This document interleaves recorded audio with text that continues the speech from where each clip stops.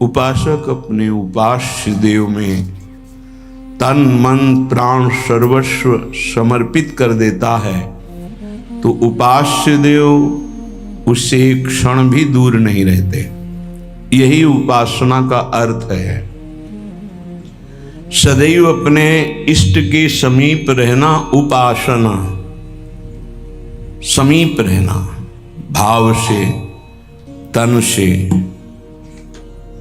हमारा तन उनकी सेवा में, मन उनके भाव में, वाणी उनके नाम गुण कीर्तन गायन में, श्रवणेन्द्रिय उनके श्रवण गुणों का करना, नाम कीर्तन का करना, नाम जप का श्रवण करना, साक्षात भगवत स्वरूप हो जाता है। जो है वही प्रकाशित हो जाता है। ये भटकना इसी जन्म में सुधर सकता है, पशु पक्षी आदि योनियों में नहीं। इसलिए सावधान होकर के एक एक क्षण, एक एक श्वास, एक एक वृत्ति राधा नाम में लगा दो, खुद परिणाम देख लोगे। श्री कृष्ण चंद्रजू को कोई अपनी तपस्या के द्वारा यज्ञ दान वेदाध्ययन तीर्थ स्नान आदि के द्वारा कभी वशीभूत नहीं कर सकता। और निश्चित किया हुआ मूल्य राधा नाम है। जो राधा राधा राधा वो प्रभु को अधीन कर लेता है। कुछ माफी मांगने की जरूरत ही नहीं पड़ती प्रभु से। अनुल्लिख्यानंता नपि तदपराधान मधुपतिर महाप्रेमा विष्टस्तौ परम देयम विंशति तवैकम श्री राधे गृणत ई नामामृत रसम महिम्ना कह सीमाम स्पृशति तौदास्यैक मनसाम। जो राधा राधा राधा ऐसा उच्चारण करते हैं, प्रभु उनके अनंत अपराधों का लेखा जोखा ही नहीं करते। श्री जी के नाम की ऐसी महिमा है। फिर जो श्री जी के चरण दास्ता में अपने जीवन को लगा दिए, उनको क्या मिलता होगा? किसी की सामर्थ्य नहीं कि कोई इसका वर्णन कर सके कि जिस कृपा सिंधु की एक कृपा कोर से दुरंत राक्षस भाव को प्राप्त भी परम पद के अधिकारी हुए, वही कृपा समुद्र का सार रूप हमारी लाडली जू, उनकी कृपा को कौन जान सकता है। जैसे प्रभु श्री कृष्ण चंद्रजू को रिझाने के लिए एकमात्र उपाय है अनन्यता, ऐसे प्रियाजू को रिझाने के लिए एकमात्र उपाय है दैन्यता। श्री जी के हो के अत्यंत दैन्य हो जाओ तो अवगुण करे समुद्र सम गणत नापनो जानी। ये मेरा जन है, बस इस बात से हम जीत जाते हैं। श्री जी के चरणारविंद में अपनापन हुआ कि हम जीत गए। अवगुण करे समुद्र सम, समुद्र के समान यदि अपराध बन जाए तो मेरी लाडली जो मानती ही नहीं कि अपराध हुआ है। पर ये अनन्यता, ये दैन्यता बिना रसिक महापुरुषों का सेवन किए नहीं आ सकती। और बिना वृंदावन के रसिक जनों का संग नहीं मिल सकता। वृंदावन की कृपा के बिना विशुद्ध प्रिया प्रीतम के अनुराग में जिनका मन लगा हुआ है, ऐसे रसिकों का संग नहीं मिल सकता। वो मिलेगा तो वृंदावन की कृपा से। कभी भी कहीं भी किसी को भी यदि ये सौभाग्य मिला तो पहले वृंदावन की कृपा हुई, तब ये सौभाग्य मिला। श्रीपाद प्रबोधानंद जी महाराज कह रहे हैं, गाढ़ा शक्तिमता मपीह विशेष स्वत्यंत निर्वेदतो दृक्पाते सहिष्णुतातिशयिनाम योगे समुद्योगिनाम ब्रह्मानंद रसैकलीन मनसाम गोविंद पादाम्बुज द्वंद्वाविष्ट धियाम च मोहनमिदं वृंदावनम स्वैर्गुणैः। बड़ी महिमा की बात कह रहे हैं श्रीपाद प्रबोधानंद जी महाराज। स्वैर्गुणैः मोहनोपि, अपने प्रभाव से तुम्हारे मन और चित्त को मोहित करके प्रियालाल के चरणों में समर्पित कर देगा। ये वृंदावन का प्रभाव है। जब अपने को सबसे दीन समझा जाए, नाम जापक अपने को सबसे दीन समझे, मैं सबसे नीच, ओ ऐसा आप सत्य मानिएगा। जो नाम जापक है वो कोई बनावटी नहीं कि वो बनावटी बोलते मैं अधम हूं, मैं दीन हूं, मैं नीच हूं, ऐसी बात नहीं। अनुभव होता है प्रभु की कृपा कहां और कहां मैं नीच, ऐसा दोनों का तारतम्य अनुभव होता है। अहंकार के कारण आपको अनुभव में नहीं आ सकता, लेकिन जब अहंकार रहित होगे तो दिखाई देगा कहां प्रभु की अपार कृपा और कहां अपनी अधमता, दोनों का।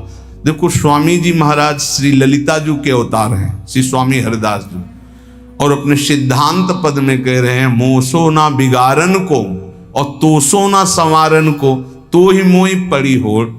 अब विचार करो, हरिवंश महाप्रभु हित सजनी के अवतार हैं। वो कह रहे हैं क्वाहम तुच्छा परम अधमा प्रण हो गर्ह कर्मा, कहा मैं तुच्छ अधम अपराध करने वाला हूं, कहा ये नाम, ये राधा नाम तो सिर्फ वृंदावन की महिमा जो मेरे हृदय में स्फुरित हो रहा है। क्या है ये? कोई साधक है, कोई संत है? ये तो साक्षात भगवान आचार्य रूप में अवतरित होते हैं। ये तो जब जब होए धर्म के हान, सेवक जी महाराज हरिवंश महाप्रभु के लिए लिखते हैं, जब जब होए धर्म के हान तब तब तनु धरि प्रगटत आन, जान और दूजो नहीं। तो उपासक को चाहिए, जो नाम जापक उसका नाम तभी प्रकाशित होगा जब उसमें दैन्यता है कि मैं तो वास्तविक मैं बहुत अधम हूं, लेकिन हम पर प्रभु की बहुत कृपा है। ये दोनों साथ होने चाहिए, केवल अधम ही कह के नहीं रुकना है। देखो हनुमान जी महाराज परम ज्ञानी महाभागवत, असमय अधम सखा सुनु, रुक नहीं गए, पर मोहू पर रघुवीर, देखो मेरे ऊपर कितनी कृपा, यद्यपि मैं अधम हूं। ये बात ध्यान देनी। नाम जापक उपासक तभी दिव्य ऊंचाई पर पहुंचता है जब तरण से भी अपने को नीचा समझता है। बहुत सहनशील होना चाहिए नाम जापक को, नाक में गुस्सा नहीं होना चाहिए। और ध्यान रखना, भजन करोगे तो ये आ जाएगा, सही ढंग से चलोगे तो नाक में गुस्सा आ जाएगा, क्योंकि अभिमान स्फुरित होगा जो अंदर है, उसको दमन करने के लिए गुरु शासन में रह जाता है। त्रिभुवन में कोई दूसरा नहीं है जो भजन का अभिमान नष्ट कर सके, केवल गुरु नष्ट करते हैं। एकमात्र अहंकार पर अगर हथौड़ा कोई मार सकता है ज्ञान का, तो केवल गुरुदेव है, दूसरा तो ऐसे ही बोलेगा, लेकिन वो सीधा प्रहार उसी अहंकार पर। बहुत सहनशील उपासक को गुरुदेव की कृपा बना देती है। इसलिए एक प्रश्न हुआ था कि हम अव्यक्त रूप से गुरु मान लेते हैं तो हमें क्या भगवत प्राप्ति नहीं होगी? देखो अव्यक्त तुम्हें चपत लगाने नहीं आएगा, ध्यान देना। अव्यक्त तुम्हें ऐसा नहीं कि खड़े रहो, यहीं खड़े रहो जब तक लौट के नाम है, यहीं खड़े रहो, चलो ऐसा करो। ये हमको प्रगट गुरु चाहिए, क्योंकि प्रगट में फंसे हैं। वो हमको दुलार भी करें, हमें डांट भी सके, हमें चपत भी लगा सके, तभी हम सुधरेंगे। मान लो हम अव्यक्त गुरु मान लेते हैं तो जो मन आया सो कर रहे हैं, वो समझा। अव्यक्त गुरु तुमको कौन ऐसा है जिसको उपदेश नहीं कर रहे? आप बुरा करने चलते हो, अव्यक्त गुरु अंदर रोकते, मान पाते हो आप? एक त्रिभुवन में गुरुदेव के सिवा कोई ऐसा नहीं है जो निर्विकार और निरहंकार कर सके। ये हम खुली बात कहते हैं। भगवान भी हमारे हृदय में बैठे रहे, निर्विकार नहीं किए।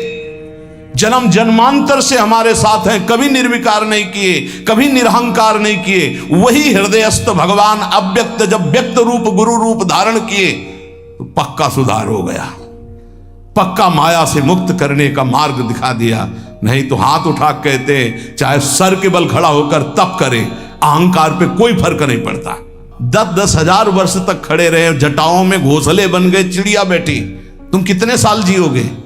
सारा अहंकार मिट्टी में, सब ज्ञान है। तो क्या हुआ? केवल जल पी के रहे तो क्या हुआ?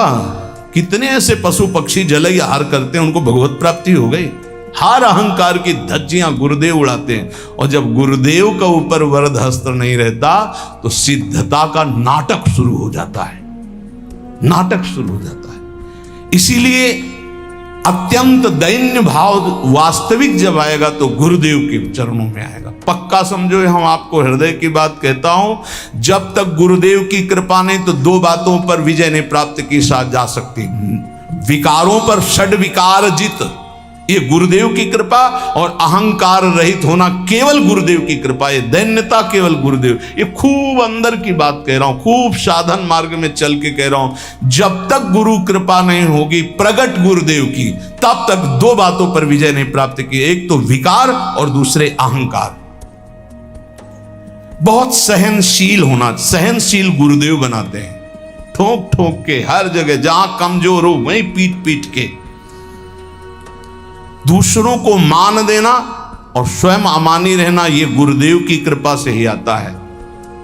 जो शुद्ध रसिक महापुरुष भगवत प्रेम में डूबे हुए हैं, वही अमानिना मान देन स्थिति प्रदान करते हैं। स्थिति बनावटी नहीं होगा, बनावटी टिक नहीं पाएगा।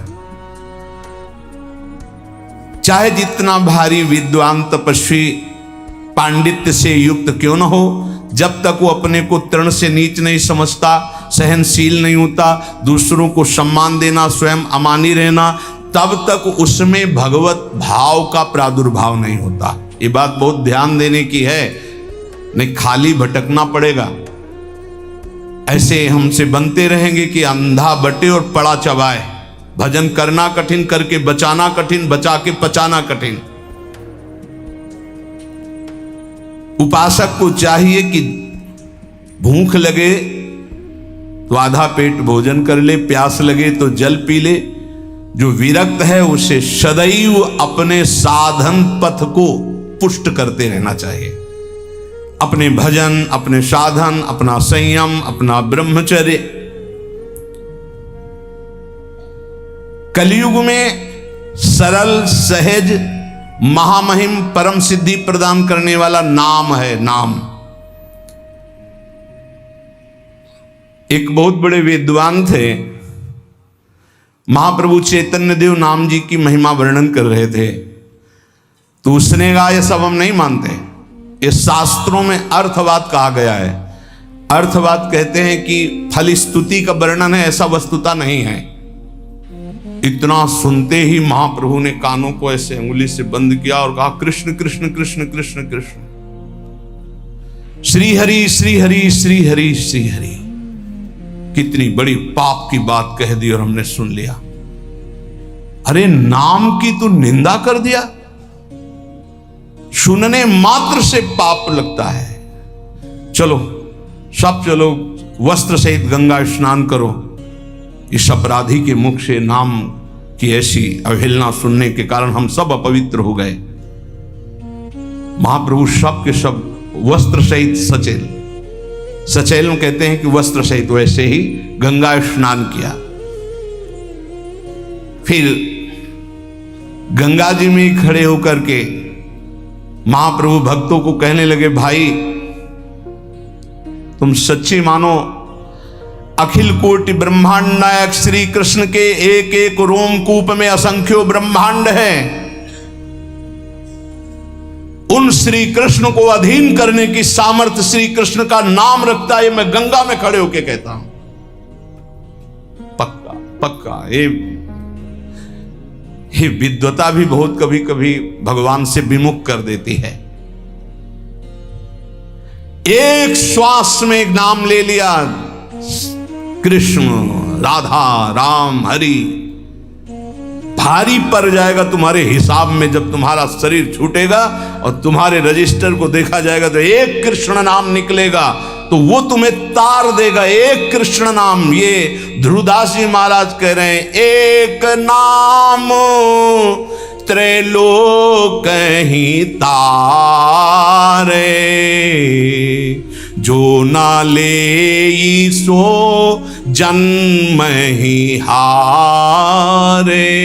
पूरे जन्म में यदि भगवान नाम नहीं लिया तो व्यर्थ चला गया जन्म। और जिसने एक बार कृष्ण कहा, राधा कहा, हरि कहा, भारी पड़ जाएगा। यमराज जी महाभागवत हैं, एक नाम की कीमत क्या है? पूरा त्रिभुवन नहीं है, वो विजय को प्राप्त होगा। असंख्य ब्रह्मांडों के स्वामी अजित को जो जीत ले वो है नाम। कोई योग के द्वारा उनको वशीभूत नहीं कर सकता, तपस्या के द्वारा नहीं करता, तत्वों की संख्या की गणना करके सांख्य योग के द्वारा उनको वशीभूत नहीं कर सकता।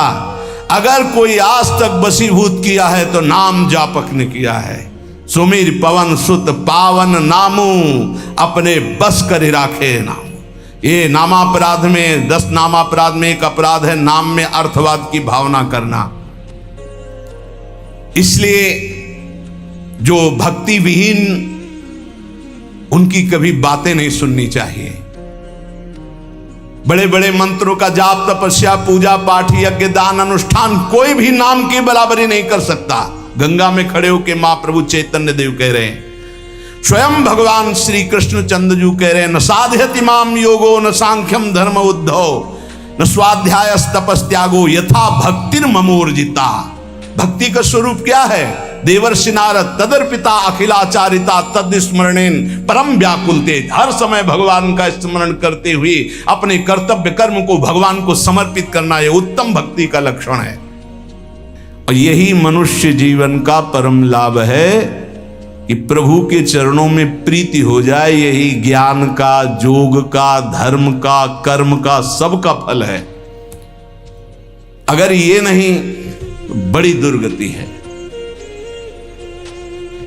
एक बड़ा पशु चलने में असमर्थ, उसके गुदा द्वार से पीछे से कई नोच नोच के उसे खा रहे हैं, और वो केवल चिल्ला रहा है, ना भाग पा रहा, ना कोई बचाने वाला नहीं। साहब ऐसे जिंदा पीछे से नोचे। अब जब तक उसके प्राण रहेंगे, कितना भयानक कष्ट पा रहा है। थोड़ा थोड़ा नोच नोच कर खा रहे। विशाल पशु है, भैंसा उठ नहीं सकता, अब उसे खा रहे। जितना छक जाएगा पेट वो चला जाएगा, दूसरा आएगा खाएगा वो चला जाएगा, जब तक उसके प्राण नहीं निकलेंगे। भयंकर कष्ट पा रहा है। ये प्रत्यक्ष यहां की दशा है। नरक आदि की तो कितनी उद्धार कर लो मानव जीवन में, ये मनोरंजन के लिए नहीं है। बहुत भयावह संसार है जिसे तुम देख नहीं पा रहे हो। जलज्ज्वालम शीतै स्वपदम करंदै शमयतु, ये जलती हुई ज्वाला है। बचना है तो स्वपदम करंदै शमयतु, प्रिया प्रीतम के चरणारविंद की शीतलता से इन तीनों तापों का दमन करके प्रिया प्रीतम को प्राप्त कर लो, अन्यथा कोई उपाय नहीं। मनुष्य शरीर छूटा कि धोखा ही धोखा। क्या तुम समझते हो अविनाशी हो तुम? ये तो नहीं समझ पाए तुम अविनाशी हो। तुम तो देह भाव में विचरण करते हुए भोगों में राजी हो, तो तुम्हें देह ही मिलेंगे, लेकिन ये देह नहीं मिलेगी। बार बार ये देह नहीं मिलती।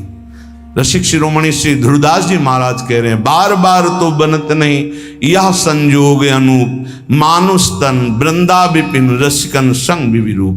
बहुत बढ़िया अवसर है, अभिमान न करो, प्रार्थना मान लो। ये जो महापुरुषों की वाणी, संतों की वाणी है, ये आपके परम मंगल के लिए है। ये किसी स्वार्थ से युक्त नहीं है। ये तुम्हारे परमार्थ को, परम अर्थ, परम सुख प्रदान करने वाली है। कोई कितना भी तुम्हारी निंदा करे, क्षमा शस्त्रम करे यस्य दुर्जना किम करिष्यति, अतृणे पतितो वह्नि स्वयमेवोप शाम्यति। वैष्णव के पास एक महान अस्त्र है जिससे वो दूसरों को परास्त करता है। क्या? क्षमा। ध्यान देना, ये वो अस्त्र है जो सांप से भी भारी है। उमा क्षमा सापहुते भारी, अपने कर्म जाय अपकारी तुम्हें। क्षमा शस्त्रम करे यस्य दुर्जना किम करिष्यति, क्षमा रूपी शस्त्र का प्रहार करो, अर्थात क्षमा कर दो। दुर्जन लोग तुम्हारा बिगाड़ नहीं सकते, क्योंकि भगवान है। जैसे तिनका जलकर भस्म हो जाता है, ऐसे ही दुर्जन लोग अपने आप सापहुते भारी। वैष्णव को क्षमा करना चाहिए। कहते हैं कि जैसे छात्र क्लास में पढ़ता है, जब उसकी क्लास बदलने का समय आता है तो उसकी परीक्षा होती है, ऐसे साधु वैष्णव की परीक्षा होती है। क्या परीक्षा होती? उसको गाली दी जाएगी, अपमान होगा, निंदा होगी। ये ध्यान देना, ये परीक्षा अगर पास हो गए क्या क्षमा और शांति, तो आगे क्लास में पहुंच जाओगे भूमिका में, नहीं फिर नीचे बने रहोगे। इस लोक में तुम्हारी चाहे कोई कितनी निंदा करे, तुम उसकी निंदा मत कर देना। निंदा को सहन करना। निंदा दो प्रकार की होती है, एक अपवाद और एक प्रवाद। महाप्रभु चैतन्य देव कहते, अगर बुरा काम तुमने किया और फिर उसकी निंदा हो रही है तो ठीक हो रही है, तुम्हें बचना चाहिए, उसमें भी तुम्हें नाराज होने की जरूरत नहीं। अगर तुमने बुरा काम नहीं किया और तुम्हारी निंदा हो रही तो बहुत ठीक हो रहा है, तुम्हारा भारी प्रारब्ध जो शरीर में दंड मिलने वाला था वो निंदा के द्वारा काटा जा रहा है। भगवान की विशेष कृपा है। दोनों स्थिति में, प्रवाद और अप्रवाद में भी तुम्हें किसी तरह क्रोध नहीं करना है। बहुत बड़े महापुरुष चरणदास जी महाराज, साधो निंदक मित्र हमारा, निंदक को निकटे ही राखो, हो न देऊ न्यारा, साधो निंदक मित्र हमारा। निंदक नियरे राखिए आंगन कुटी छवाए, कमरे में नहीं बीच आंगन में रखो, उठते बैठते देखे, एक एक दोष वर्णन करे। ये बड़ी बढ़िया बात है।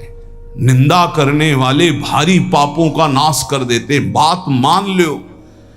पर जब निंदा होती है तो ऐसे लगता है जैसे दिया सलाई पेट्रोल डाल के लगा दी गई उन्हें छाती, और उसके प्रति यही आएगा कि अगर तप होता तो राखी करके दिखा देते लोगों को। हाँ, ये अगर अंदर वृत्ति है तो भगवदानंद की अनुभूति नहीं होगी, ध्यान रखना। सहना पड़ेगा। अपवाद और प्रवाद। अपवाद, यदि गलती हुई है उसकी निंदा हो रही तब तो ठीक ही हो रही, उसमें क्या बोलना है। और अगर गलती नहीं हुई, निंदा हो रही तो बहुत ठीक हो रहा, तुम्हारे प्रारब्ध का नाश हो रहा, पूर्व प्राप्त जो शरीर को दंड मिलता और निंदा दे के भुगता दिया गया।